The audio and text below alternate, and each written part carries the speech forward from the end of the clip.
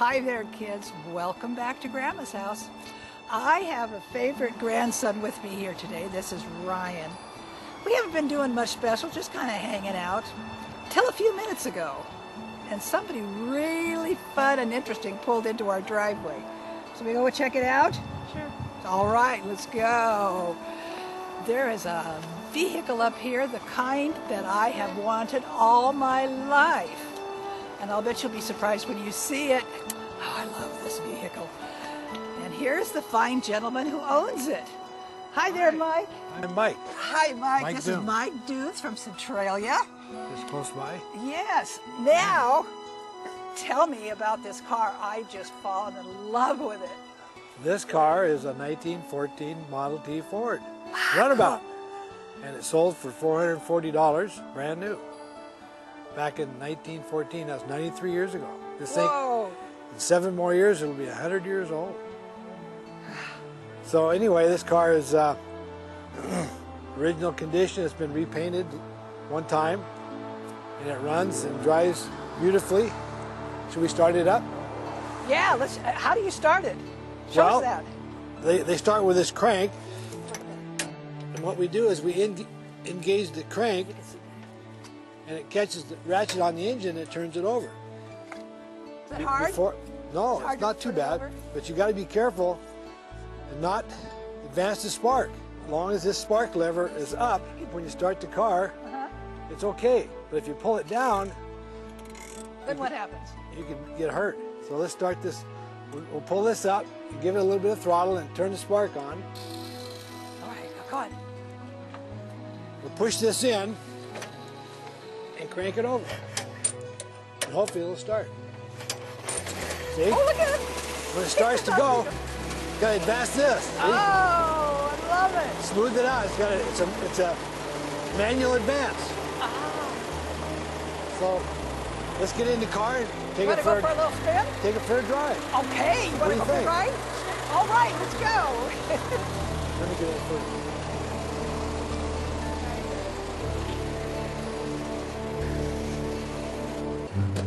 Here we go. There we go.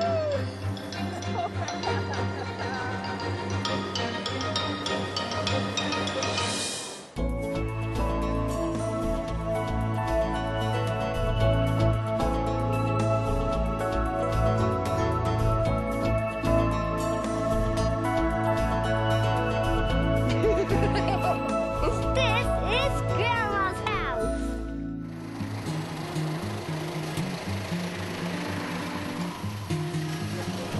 This thing is capable of doing 35 miles an hour. Oh, yeah, that was Top high speed.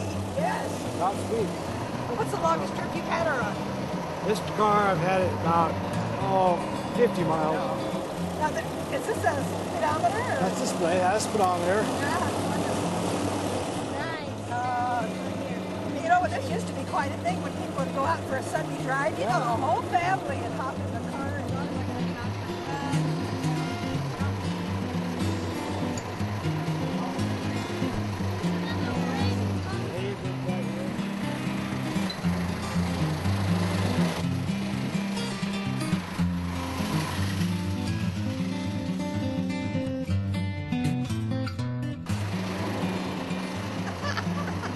But it's this. Woo! Here we go. Woohoo!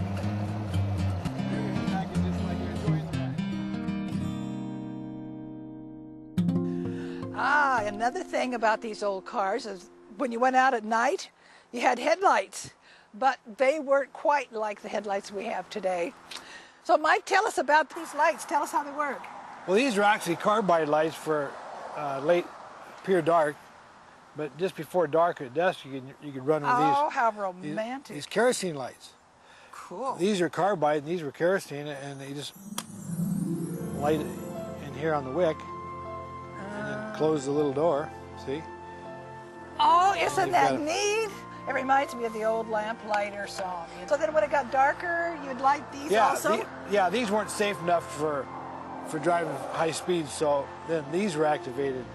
Oh, They I showed just up. think They that's showed up terribly pretty good at romantic. night. Okay, Grandma, let's see if you can start it up. Oh, what a challenge. I don't know. Turn the crank. I'm game for anything, though. Let's see. gotta What do you do? You push it in? You gotta push it in, Push it in engage it. first.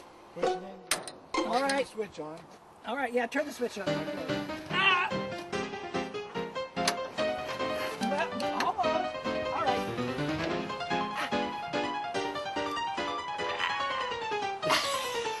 I don't know. Okay, one more time. I'm going to do this if it kills me. It might. All right. Nope. Almost. Okay, I'm getting there. I'm getting there. Huh? One more time. One more time. All right. Let's get that first one. Oh, almost. Okay.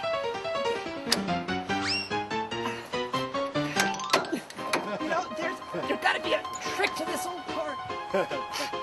It's harder than it looks. It is. You want me to- No. Oh, no. Well, I don't know. I just don't know. You know what? This old car reminds me of some kids I know. Sometimes they're kind of cranky and kind of hard to get them started. But I'm not going to give up. I'm going to start some more. Let's try one more time. All right, let's do it.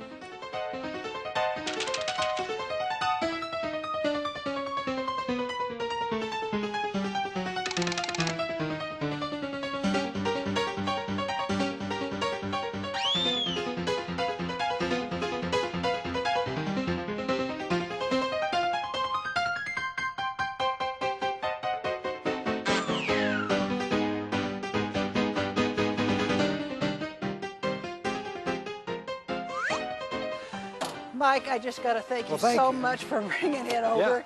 Now, no you problem. show me how to properly start this engine. Well, I think I can do it. Should go. Let me turn Did it you turn on all the Oh, right yeah. switches? It's- I don't know if I believe you or not. Let me see. I'll go round and round a couple times. There we go. Oh, just like that. Good. All it takes is a little muscle. Hey kids, Grandma Joyce would love to hear from you, so why not sit down and write her a letter? Like every grandma, she loves to get pictures, drawings, or anything else you send her. Just write to Grandma's House, P.O. Box 220, West Frankfort, Illinois, 62896. Her email is grandma@3abn.org. That's grandma@3abn.org. So what are you waiting for? Write her today. All right, you guys, stop the snickering. I never did get that engine to turn over for me. Mike sure made it look easy, but I found that old car was as stubborn as a mule. What a blast to put around in that snazzy jalopy, just like the grand old days of the very first automobiles. If I was a rich grandma, I'd love to buy an old-timey car, fix it up and load all you kids in the back. Then off we'd go for the ride of a lifetime. Wouldn't we be something? We could dress up in top hats and duster coats and go a-touring over hill and dale to the delight and amazement of all our friends. We'd pack a picnic lunch and we'd dash off to the beach whenever we wanted. We'd play in the sand all day and drive home again at night under the summer stars. How fun it is to imagine and dream, to aspire and reach in one's mind for something elusive, and to be able to enjoy the imagination as much as the reality. That's a real blessing from God, you know. Shared imagination among friends is another way of binding our hearts together in oneness. When we dream together, we kind of turn from looking at each other to all of us looking in the same direction. And our hearts react just as if we'd really done the thing we dreamed about. It helps us love each other more. It's kind of reminding me of what it's like chasing butterflies. They are so beautiful and delicate, we just want to hold them in their hands. So off we go, following them wherever they float, just out of reach. But we keep following and reaching forward, while all the time they lure us with silent tongues of fascination. Just one beautiful butterfly, followed by a dozen dreaming children. But with butterflies, at least, it's probably best to never actually hold one in your hand, unless it lights on your fingers of itself. Some dreams are like that too. They are delightful to imagine, fun to think about, but best not caught, unless it lands right in your hand, and then it's a gift from God, sent to bless your heart, and you can enjoy it to your heart's content. Well, I certainly don't know how I ended up out here in dreamland. Do you? Must have been having butterfly thoughts again. And I really wanted to show you some other cranky things from the past. When Grandpa Stu was a boy, his grandpa owned a big farm in Pennsylvania. And one of the cranky things on the farm was a machine that was used to separate milk and cream. Now, in case you didn't realize it, when milk comes fresh from the cow, it doesn't come homogenized like you get in the store. I'm sure most of you know this, but maybe you're a kid who just never thought about it before. If you put fresh from the cow milk in a bottle and you set it aside for a little while, the cream will rise to the top and it'll leave the milk on the bottom. Well, if you have lots of cows and you sell their milk to a dairy or a creamery, you get a different price according to how much cream there is in the milk. Well, back in the old days, farmers would use a cream separator to do the job faster than letting the milk sit on the shelf.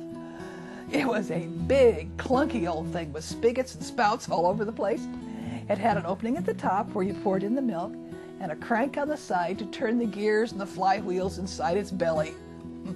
I don't know exactly how it worked, but it spun the milk around and around inside itself, and because the cream was heavier, it eventually shot off in one direction while the milk went somewhere else. It was a wonderfully ingenious invention, dreamed up in someone's mind to make things better in the world. You know, most anything we do with electricity today was once done with cranks and pulleys and muscles. But my favorite cranky thing from my very own childhood, could you guess? I had a little toy washing machine that could wash my doll's clothes in. It had a crank on the side too, but that wasn't my favorite. I had my bike, which is kind of cranky with legs, but that's not it either. My very favorite cranky thing was the ice cream freezer that we'd get out on hot summer afternoons with all the relatives around. Here's how this thing worked. Mama would make up a big batch of our favorite flavor, and then she'd pour the liquid into this can. Can you see it in there? Then she'd put on the lid, but before that she'd put in this paddle. This is the thing that turned and made the ice cream come from the outside of the can to the inside. At last, Daddy would pack the bucket with all kinds of rock salt and ice in layers. I tell you what, then the most fun part, the cranking could begin. Everybody wanted to crank first because it was easier then, and all the big boys vied to start it turning. It seemed to take forever, but eventually it would be time to take the paddle out again. All the cousins would gather around hoping to get first licks. Yum, because ice cream would stick in all those little crevices. There is nothing you can get in the store today that can hold a candle to what we made at home, together, all around a little bucket with a cranky handle. So, as I leave you, here's something I want you to remember.